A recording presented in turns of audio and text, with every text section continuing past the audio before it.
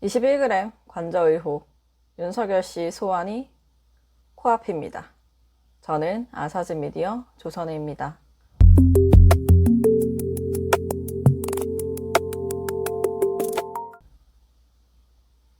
관저 의혹 2차 종합특검 수사 관련해서 내용도 정리해봤습니다. 최신 데이터 업데이트 해봤습니다.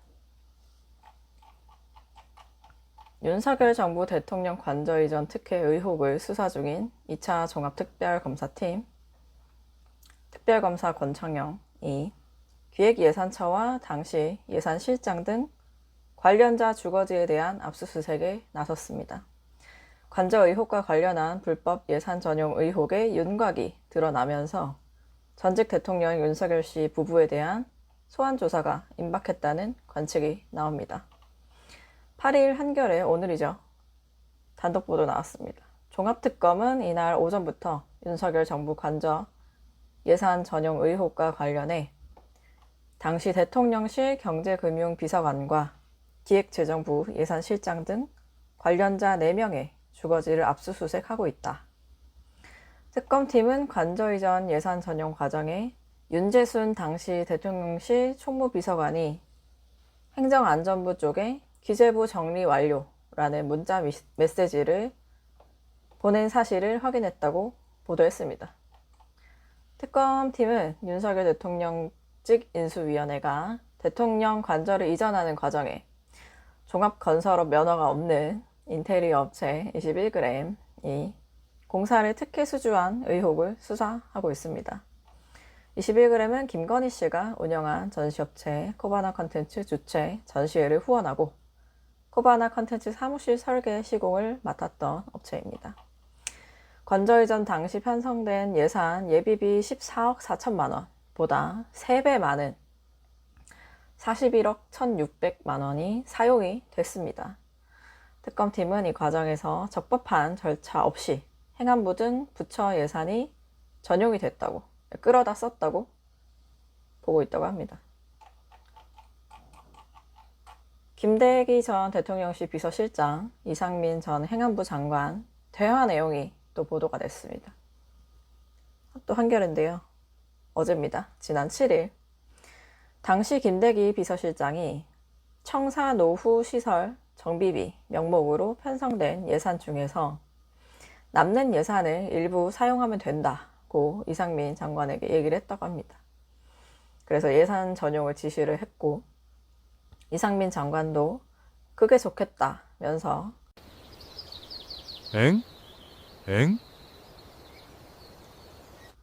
행안부에 정부청사관리본부가 있습니다. 그쪽에 이걸 전달해서 추가 공사비를 확보했다고 합니다. 이 내용을 한겨레는 특검팀을 통해서 알게 됐다고 합니다.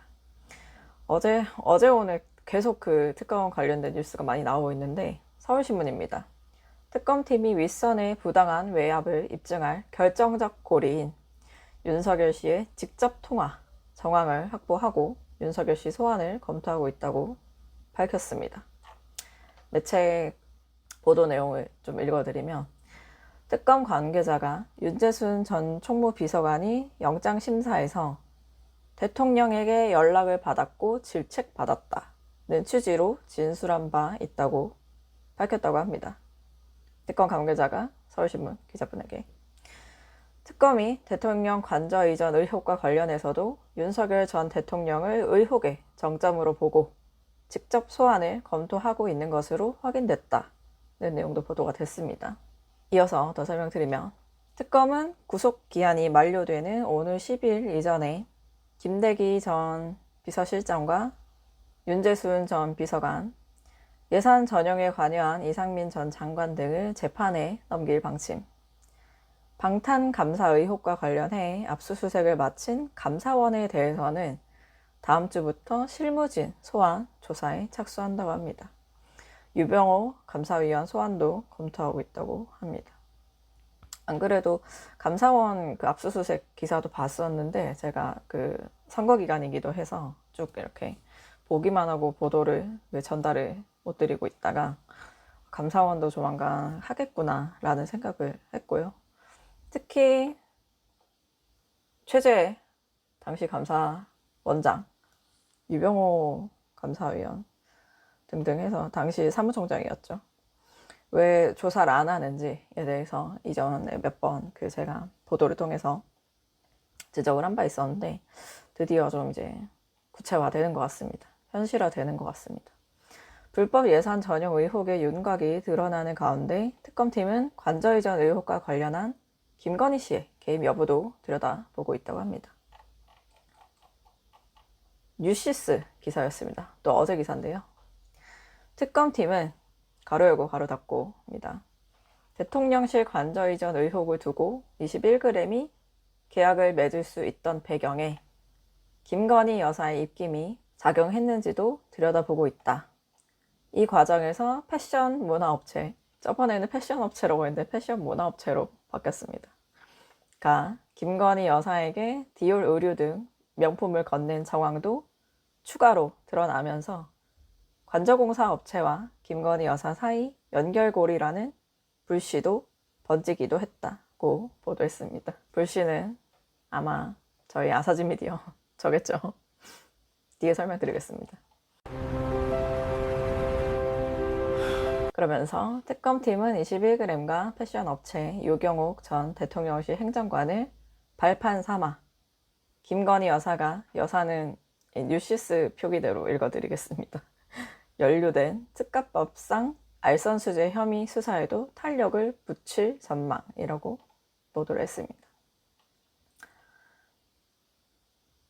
패션 업체에 대해서 설명을 드리자면 저희 아사지 미디어 지난해 12월 1일, 작년 12월에 보도한 건데 계속 소환이 되네요. 어쩔 수 없이 특검에서 수사 중이기 때문에.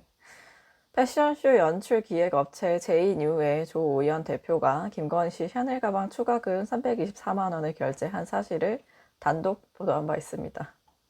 당시 저희 아사즈 미디어는 21g의 특혜 수주 의혹과 더불어 제이뉴 역시 청와대 경내 패션위크 개최 시도 사건 등과 맞물려 특혜 대상에 올랐을 가능성을 지적한 바 있습니다.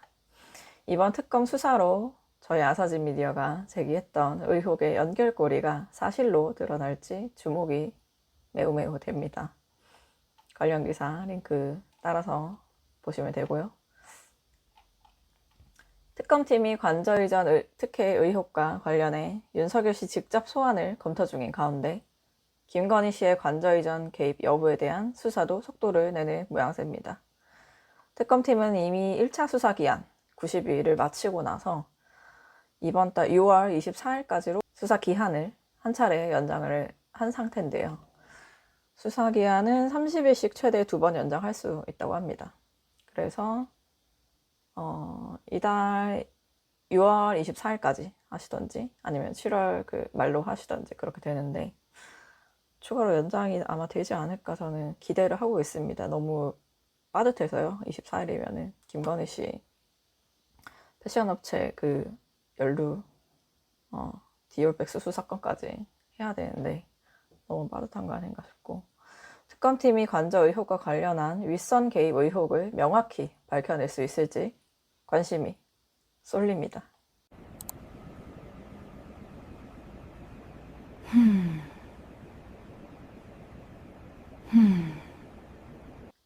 선거 기간 중에는 사실 좀 관심이 덜했던 게 사실인데 이제는 선거도 끝났고 해서 특검 수사에 좀 더 특검팀이 출범 당시에 다 고리들을 정리를 해서 소환 조사를 후반부에 하겠다고 밝힌 상황이어가지고 이제 소환 조사가 남은 시점이 아닌가 생각이 됩니다. 몇 가지 공지사항이 있습니다. 일단 오늘 영상 보시고 깜짝 놀라셨을 텐데 계속 생각했던 게 좀 꾸며야 되는데 영상을 그래도 좀 제가 여력이 안 되고 취재에 좀 더 집중하는 게 좋지 않을까라는 생각이 계속 미뤄왔던 작업들인데 이제는 미루기가 힘든 것 같아서 작업을 좀 해봤고요. 갑자기 동물이 등장해서 너무 놀라셨을 것 같은데 제가 창간하고 매체를 운영하면서 한 10달 정도 지났는데요. 제일 많이 들었던 얘기가 피드백이 내용은 너무 좋고 충실한데 좀 지루하다. 특히 긴 영상을 보다가 너무 졸린다 라는 얘기 많이 들어가지고 좀 어떻게 하면 좋을까 고민을 많이 했습니다. 제가 보시는 것처럼 초반부터 저희 아사지 미디어를 접하고 계신 분들은 더 잘 아시겠지만 제가 진영 논리에 빠지지 않고 보도를 하려고 정말 많이 노력을 하고 있습니다. 제가 그 전에 직장인 기자로 일할 때 가장 아쉬웠던 부분 그리고 목말랐던 부분이 바로 그 부분이었기 때문에 그 끈을 놓지 않으려고 굉장히 노력을 많이 하고 있는데요. 그러다 보니 이게 또 양진영에 대해서 날카로운 지적 내지는 분석을 하다 보니 그 플랫폼 알고리즘이 타겟팅을 잘 못하는 것 같아요. 어떤 사람에게 제 영상을 보여줘야 되는지 못 잡는 것 같아요, 감을. 그러다 보니까 제가 예상한 것보다 좀 구독자 수라든지 시청 시간이라든지 이런 게 좀 더딘 것 같아가지고 그런 또 고민이 있었는데 그렇다고 해도 제가 어떤 분처럼 뭐 탱크로 밀어버려야 된다, 뭐 노래를 한번 불러보셔라 이런 식으로 할 수는 없지 않겠습니까? 저희 아사지 미디어 구독자 혹은 아사지 미디어 영상을 지금 접하시는 분들 다 아주 수준이 높고 교양 있는 분들이기 때문에 저희는 그런 방식을 쓰지 않으려고 최대한 노력을 하다 보니까 그러다 보니까 좀 지루하다는 평을 좀 들어가지고 지루하지 않게 영상을 보실 수 있는 방법을 좀 고민하다가 동물을 한번 넣어봤습니다. 앞으로 동물은 더 늘어날 예정이고요. 좀 예쁘게 봐주셨으면 좋겠습니다. 좀 너무 튀거나 이상하다 싶으시면 제 댓글 남겨주시면 제가 피드백 적극적으로 참고를 해서 또 방향을 다시 바꿔보는 쪽으로 고민을 한번 해보겠습니다. 그리고 제가 영상에서는 오늘 처음 말씀드리는데 저희 아사지 미디어가 클래스 101의 강의를 런칭을 했습니다.